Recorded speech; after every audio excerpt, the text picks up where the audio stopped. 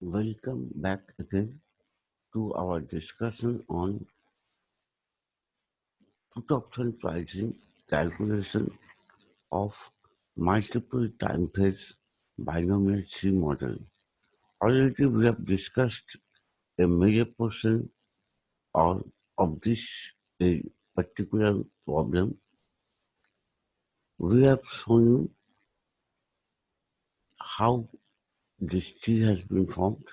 Actually, we have started with a put option on equity share which has a strike price of 150 and the underlying value of the share was 100. So this 100 value of share can move either 25% upward or 20% downward. It will happen in three phases: after 4 months, that is time 1, after 8 months, that is time 2, and after 12 months, that is time 3. So 100, if we consider upside movement, 100 will be 125, 25% upwards after 4 months. Then 125 into 1.25, it will be 156.25 after 8 months. Then again 156.25 into 1.25, 195.31. So this upper blue box is indicating uptrend of the share in all time phase. That means from time 0 to time 1, upside movement, from time 1 to time 2, again upside movement, from time 2 to time 3, again upside movement. So on the basis of this price, let us calculate the intrinsic value of the put option. Since put option is a right to sell, the holder of the put option can sell the security at 150.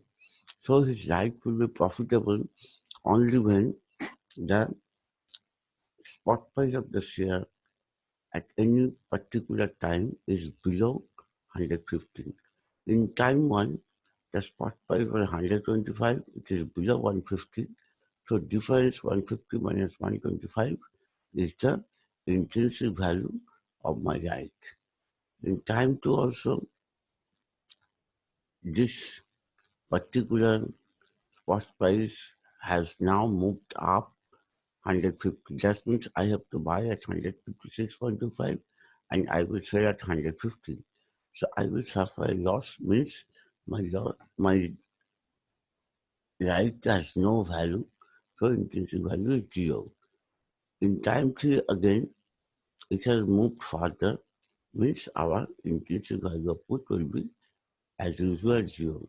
So now we have completed the upper borderline. Now we are considering the second point of the time 2. In fact, after up movement of time 1 at the end of 4 months, there can be two options. At the end of 8 months, the upper movement can further go upward or upper price can fall below 20%. So now we are considering that situation where in time 1 there was 25% upside movement, but in time 2 there is 20% downside movement. So you have multiplied 125 by 0.83, it is now 100. So you can sell at 150 and you can buy at 100 from the spot market the equities. Means your right is profitable now by rupees 50. So this is your intrinsic value. So you will exercise the right. Now, after downside movement of 20%, in time 3, this 100 rupees can either go up by 25% or can come down by 20%. So now consider this one, where 100 has moved up 25%. That means if you connect this chain, initially there was an upside movement of 25%, then 20% down movement, then again 25% up movement in time 3. So in that case, you are getting price of the equity spot market 125. As it is below 150, so we are again making profit of 25. So option is profitable. And if we are going below by 20%, then spot price is well below at 80. So still my right is profitable. In fact, it is much more profitable now. Now my profit is 150 minus 80. So right will be exercised. Now consider the last portion of the time too, which is node 2C. Here, the share price is continuously moving downward. After 4 months, there was 20% downfall. Then after 8 months, again there is a 20% downfall. So spot price is for 64. So if we buy at 64, you will sell at 150. Means your right has positive intrinsic value of 86. From this phase, when you move to time 3, there can be 25% upward or 20% downward. If 64 moves 25% upward, it will be 80. That means you will buy the share at 80 and sell it at 150. You will make a profit of 17. And in last case, when there is further 20% downward, your return from option market will be highest because now you will buy the share at 51.20 and sell it in the option market at 150. So your profit is 98.80. So this is your C, and from this C, we will develop the, we will calculate the option premium. So how we are doing that? We are taking the expected value of 0 and 25. This is the value of the option after 12 months. That expected value is calculated by after considering the risk-free probabilities that we have already calculated at the beginning. So after taking this expected risk return, you are getting the value of the option at the end of 12 months. So now convert that 12-month figure equivalent to the value at 8 months. That means you have to calculate the present value of this expected return by taking the discounting factor at risk-free interest rate of 6%. Then the amount will be 12.51.